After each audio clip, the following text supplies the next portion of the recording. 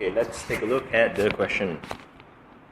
The question is, after a few weeks of intensive workout, why do I always feel hungry? I crave for rice, pasta, and dessert. Is it okay to fulfill my cravings since I have since I've worked out so hard, and I will also burn the calories in my next session? How do we control the cravings? I would like to bring your attention to three different kinds of hunger. So I'm going to talk about the first kind of hunger first. The first kind of hunger is when you feel, your stomach is empty and then start to come out rumbling, and you start to feel this squeeze in your stomach, right? So that kind of hunger may or may not be an actual hunger. Okay, those kind of hunger is actually a result of how it is actually controlled by your hormones. So in a lot of adults, right? Sometimes, by the way, hunger is controlled by the hormone ghrelin, Ghrelin. The more ghrelin which is secreted, the more hunger you feel, the more of this rumbling and all of this squeezing feeling that you feel. That is the first kind of hunger. This kind of hunger can be triggered by any form of any number of ways, and it can be triggered by your senses. By just looking at certain food, you may start to feel that hunger. Maybe you smell something, or maybe you hear something. Just like if, let's say, you hear someone, you hear a clang of the wok when someone is frying up something, or maybe you smell something really, really good. So those are the kinds of hunger which can happen. Another kind of hunger which can happen is cravings. So cravings is when you subconsciously associate the kind of food that you eat, which is you are looking at, with a certain emotion, maybe nostalgia, maybe happiness. So sometimes when we look at these kind of foods, as an example, I have a client who associates chocolate with happiness. So every time she looks at chocolate, she brightens up, and every time after a certain amount of time, she actually got hooked, addicted to chocolate. And it takes a certain amount of reconditioning to stop that association between chocolate and happiness to get her out of it. So the second kind of hunger is actually cravings rather than hunger. The third kind of hunger that people always feel are actually actual physiological hunger. And physiological hunger is the feeling like you start to feel very lethargic. That's the stage one. And after you feel lethargic, you will start to feel maybe you will start to have cold sweat, and followed by shivers, followed by bursts of adrenaline. Okay, I don't know if you've ever experienced it before, but the first time I experienced it, it was like that. I started to feel very lethargic first. I started to feel sleepy, and then after that it became I started to develop cold sweat, and then after that my hands started to be jitter, and then as my adrenaline comes in one shot, I get a jolt, right? I get so energetic for a while, but it lasts a very short amount of time. I get very energetic, but I'm also very agitated at the same time. So that's what people call hangry. So you are both hungry and angry at the same time. So those are the three states of hunger. So when you're referring to why are you hungry so often, it may be referring to any one of these three states of hunger. Now, it's very important to know that if you do have a physiological hunger, like you're feeling lethargic and not just lethargic in the mind, I mean literally you feel like the energy is drained, then yeah, you go and have your food. If you're feeling any form of neurological hunger, hunger resulting from cravings, it is very important to understand that you may be feeling craving, but you don't necessarily have to give in to your craving. That is that. And in actual truth, a lot of people often confuse cravings with cravings and hunger, just like how people often confuse habitual hunger with a physiological hunger. Did you know, by the way, that if, let's say, you were to eat at 9 a.m. in the morning on a consistent basis, after a long period of time, you will start to get hungry at 9, regardless of whether you eat it or not. Those are part of the psychological hunger, neurological hunger. So to help you with this, it is very important that you make sure that every part of your meal is balanced. Okay, So when your meal is not balanced, sometimes you may be deficient in terms of vitamins or minerals. Sometimes, do you know that you can be hungry, you can be full but hungry at the same time? You know, one of those kinds of hunger where after you have a nice meal and you go like, I could use a dessert right now. Those are cravings, okay? Why do you get cravings? It's actually because of lack of nutrients, lack of micronutrients, minerals, vitamins, phytonutrients, antioxidants. Those are the kind of things which will actually fulfill you. So there is being full and then there is being fulfilled. So are you being full or are you being fulfilled? So it is very important for you to understand that every time you eat, you should feel fulfilled rather than feel full. So you don't necessarily have to feel full, especially when it comes to burning fat. Okay. So to wrap it all up, okay, and to summarize the answer, there are three kinds of hunger. There are neurological. Neurological hunger can be branched out into habitual hunger or nutrient deficiency hunger, and you have a physiological hunger. And what was other hunger again? There's three. Another one.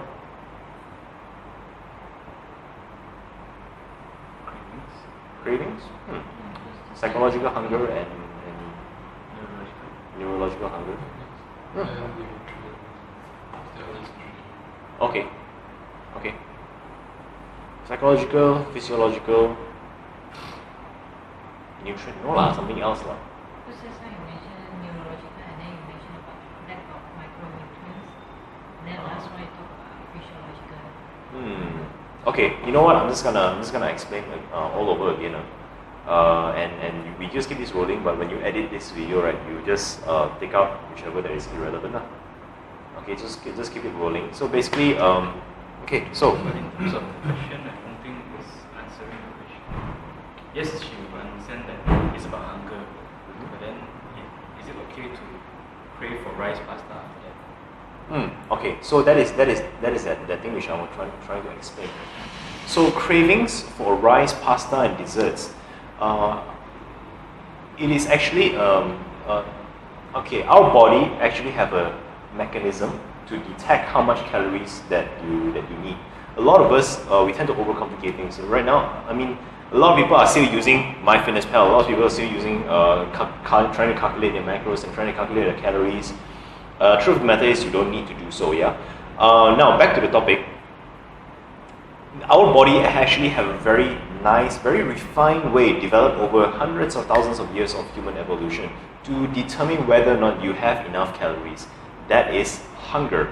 But do not mistake hunger with cravings. And if you're craving something, ask yourself a few questions. Am I having enough nutrients, first of all? Am I having enough protein? Am I having enough micronutrients? Am I having enough minerals? So if you focus on having vegetables all the time, if you like vegetables, you like a lot of vegetables, fruits sparingly, vegetables primarily. If you do that and you drink enough water and you eat enough protein, okay, with every meal, there's protein, vegetables, water with every meal. Then if you still feel hungry, like you feel lethargic, then it's natural, it's completely natural. However, if you haven't been having enough protein, and every meal you have, there's no vegetables, there's no fruits maybe, and there's no minerals, no vitamins, what is going to happen is that you will always feel that craving, because our intestine, as the reason why, just now we talked about being full versus being fulfilled.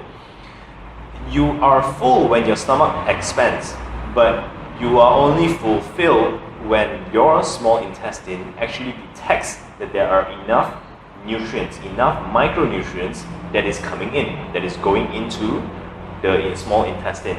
Yeah. So very, very important to understand that. And when you don't have enough nutrients within that gateway into your small intestine, your small intestine will actually send a signal to your brain to tell it to eat more, and that is how the craving gets developed. And so a very, very simple solution to cravings is to actually, if you do like what I did, I'm not asking you to, but I can guarantee you, if you do it, you will not feel cravings at all. So what I do is that I blend my spinach smoothie and I drink it. and immediately there's no cravings at all. So that works very, very powerfully. So the second part of this question, what was the second part of this question? Is it okay to fulfill my cravings since I work out so hard? Right. Okay. So again, is it okay to fulfill your cravings since you are working out so hard and since you are going to work out even more? Well, it's very important to understand that there is no okay or not okay. Everything is completely up to you. You are the master of your own life. And likewise, you are also the master of your own results. So what you do and what you don't do determines on what kind of results that you get. So what I can tell you is, unless you're operating at elite athletic level, giving into cravings is going to, at the most, plateau your results, and at the very least slows down. You're gonna see significant drag in terms of improvements. But having said that, ultimately, trying to control your diet is never going to work out in the long term. But that doesn't mean that you don't watch what you eat. I prefer to be more mindful. I prefer to educate people, and I will encourage you to do the same, to educate yourself on the benefits of taking healthier choices and better choices. Educate yourself so that you start to feel differently about the things that you should be eating and you shouldn't, and the things that you shouldn't. So one example is when you look at Snickers. When a lot of people they look at Snickers, is it a tasty treat? Is it a tasty treat, or is it an edible food-like substance? So if you feel that Snickers are edible food-like substance, then you would tend to avoid it. But if you equate this Snickers to a tasty treat, then there's going to be a higher likelihood that you will be eating it. Does that make sense? So, there is no one that is going to prevent you from taking this or not taking that. No one is going to judge you. At least for me, I won't be judging you. But it's very important for you to know that you are in control over what you eat. You are always in control. And just understand that whatever choices you make will either take you closer to your goal or take you further away from your goal. I hope that answers your question. Did I answer the question? Okay, cool. Right.